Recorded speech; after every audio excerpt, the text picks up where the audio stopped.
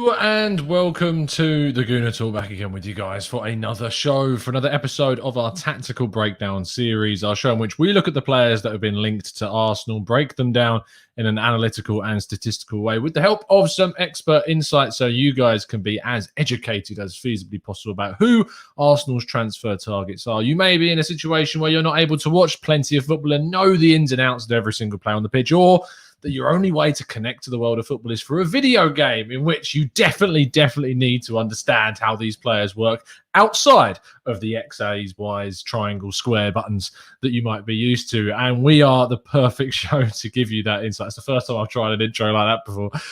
Anyway, I hope you're good. I hope you're well. I hope you're loving the content right now. We are really smashing it out of late. It's really taken off, and you lot seem to be enjoying it great, which is fantastic. Well, less than 100 subscribers are now away from 23,000. So if you could help out by hitting that subscribe button and dropping a like on the video, would really appreciate it. This is the second show of the day. We've got a third one coming up at 5 p.m. UK time, which is our Friday Q&A session. So make sure you join in for that.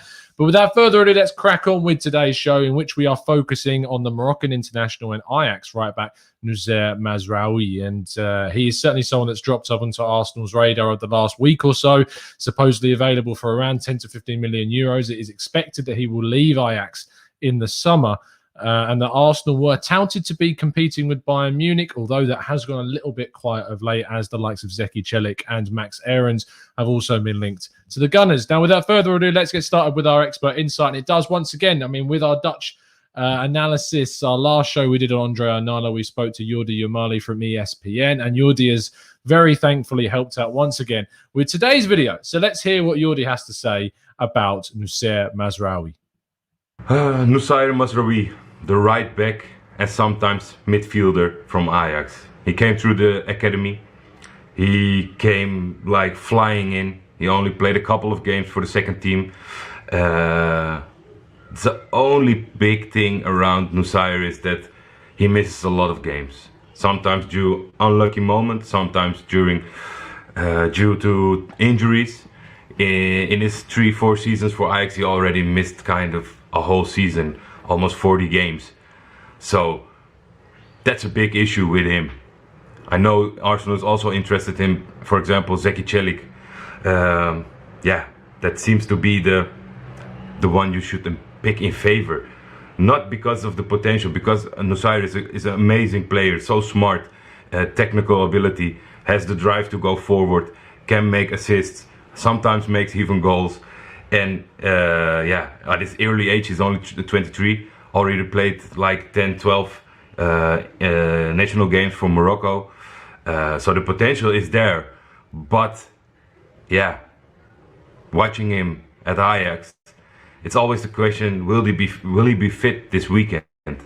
And I think that can give some club doubts, because yeah, as said, the potential is there.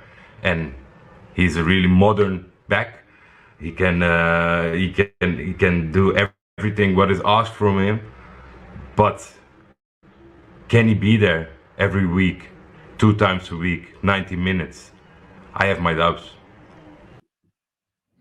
A massive thank you to you can find him on Twitter at TheFev from ESPN, who's got lots of insight on Dutch, on Turkish, plenty of football there, hence the link to Celik also being brought up. And Mazraoui is certainly one that's going to impress you in regards to his statistics, which we'll come on to in a second.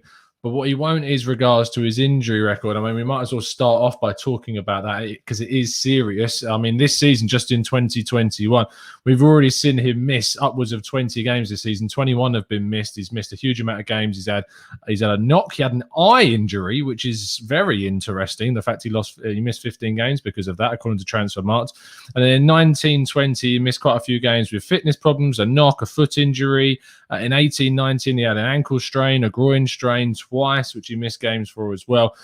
He has got a history of injury problems. Now, what I would say to that is that, of course, lots of players have injury issues and then move and then never have to deal with those things ever again, which is always something that is a chance. There's also the opportunity that you sign a player like Thomas Partey, never had an injury problem in pretty much the whole time he's been at a club.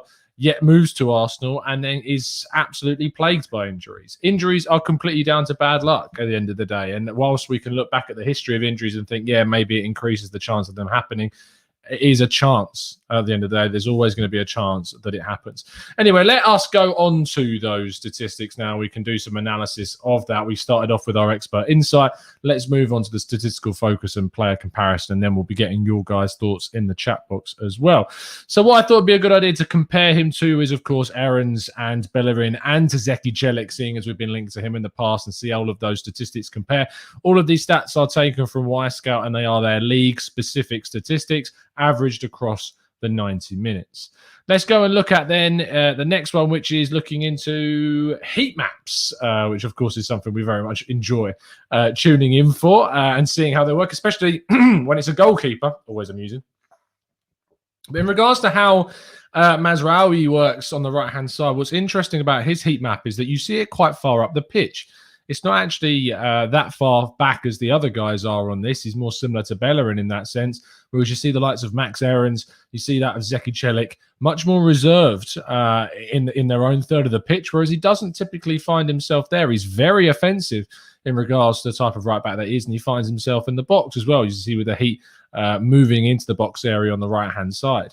If we then go on to these defensive duels, this is actually really impressive. 6.74 may not be the highest frequency of defensive duels in comparison to someone like Zeki Celik, but 78.9% of those defensive duels he gets involved with, he wins. And that blows away everyone else on this list in terms of those, how much he wins into his tackles, his challenges, his one-on-ones.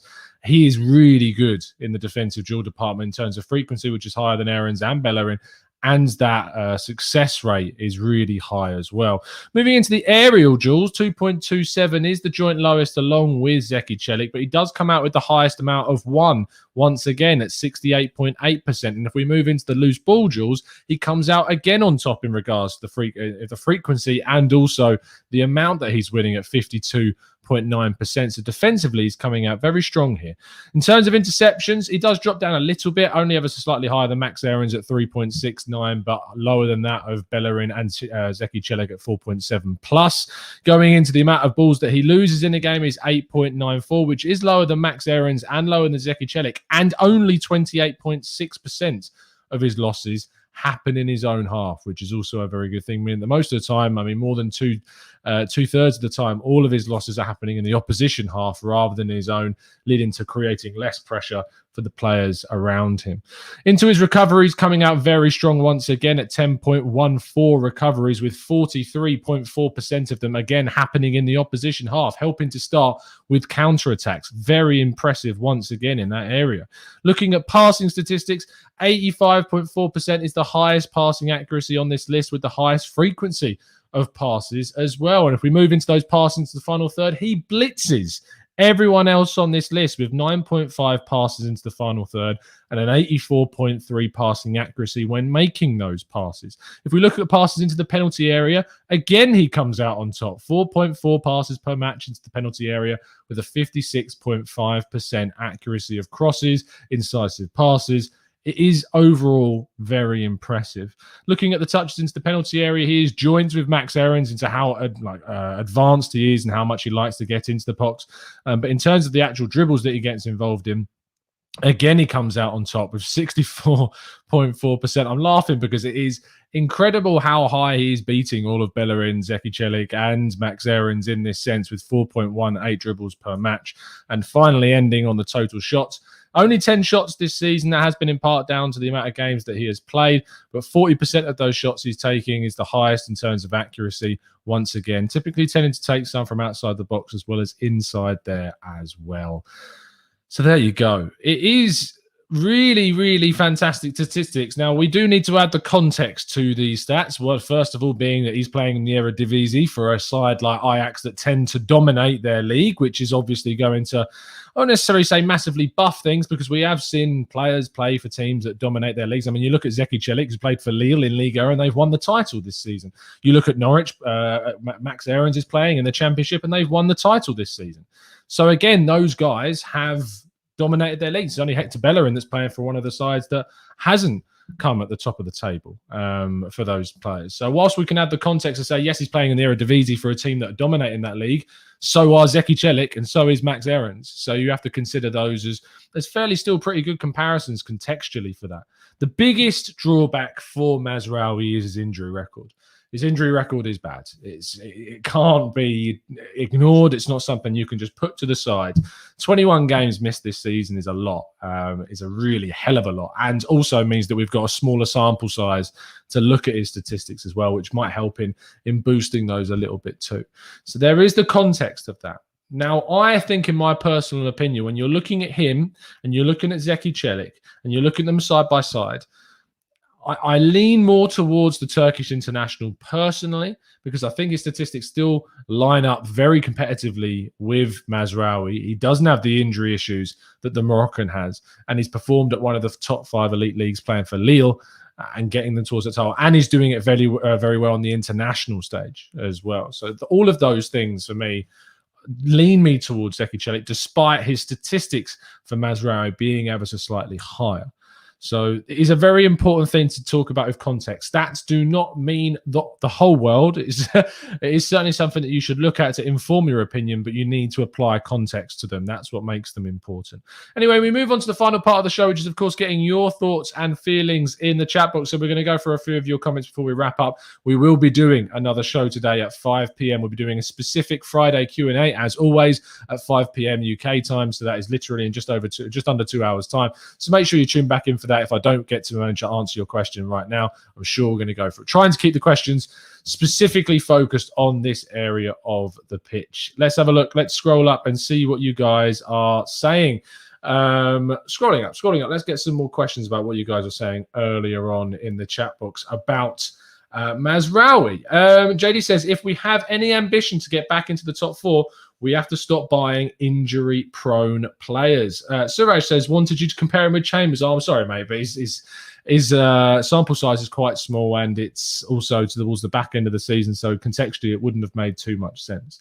TJ Cummings says, we need a real swashbuckling fullback. That is for sure. Abdi says he wants us to get Lamptey. I mean, if you're going to talk about injury-prone players, there's quite a big one for you. Michael Berger says, for me, it's Aarons and then Celik on the list. Of course, a lot more expensive, but is more proven in the English game than necessarily we see from any of these guys. Azraf, I just in a comment from them, everything scrolled up, said, I would take any of the right backs apart from Bellerin, but I like you, Tom, would prefer Celik in this example. Balaj says, do you think stats of a player may be skewed and doesn't give the whole picture? It may be stat padded considering the team setup, stats of the team in the league, etc. That's why it's really important to try and apply context to statistics, and why we always get our expert insight on as well to give you the eye test and give you what they think about the player beyond just looking at their statistics.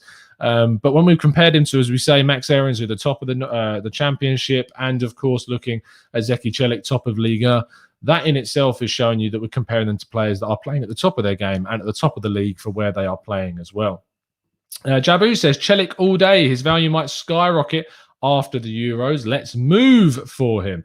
Yannick says, I'm not giving up my dream on Nordi Mukiele. I think you might be dreaming for a while there, Yannick. Sahil says, considering everyone, Celik looks like the one we should be going for, and he looks the best value for money as well.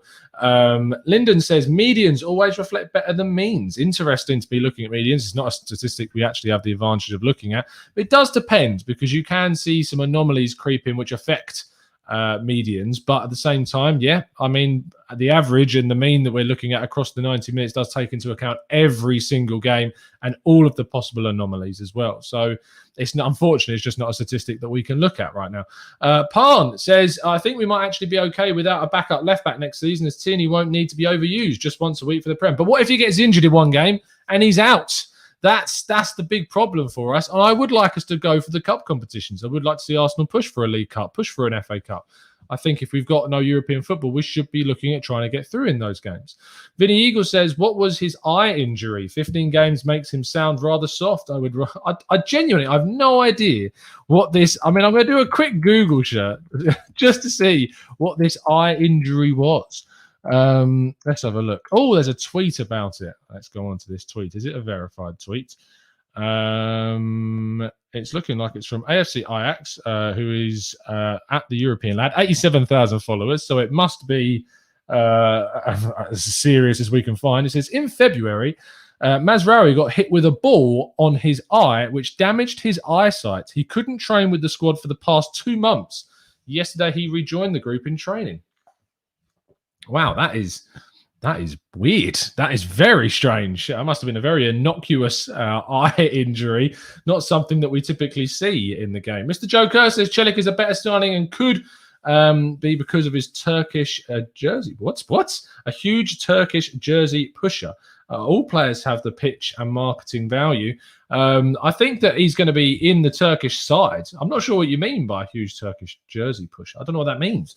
But I think that he's going to be pushing to be in the Turkish international side, if that's what you mean, at this season's Euros. Certainly one that's going to be needing to be kept an eye on, for sure. TJ says, eye injuries are freak. Are we really going to treat that as injury prone? No, but what I would say is that it's not just that.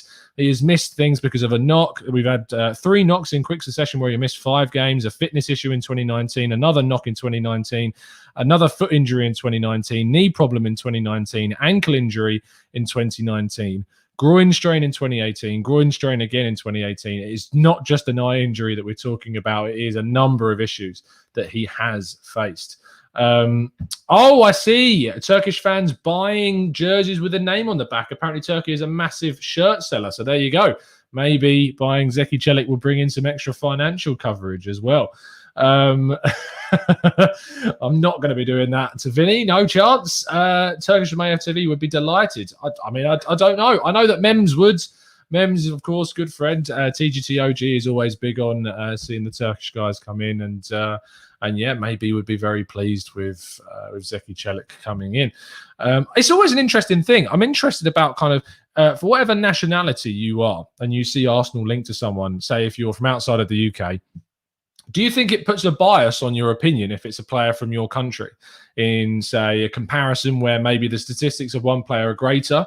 Do you think that there is an element of bias towards players of your own nation? It's interesting when you see people on Twitter really pushing kind of their certain players, and it turns out that obviously they share the same heritage as them. Do you think there's a bias in that? Certainly something that's maybe worth talking about in regards to how socially we interact and think about certain transfer targets.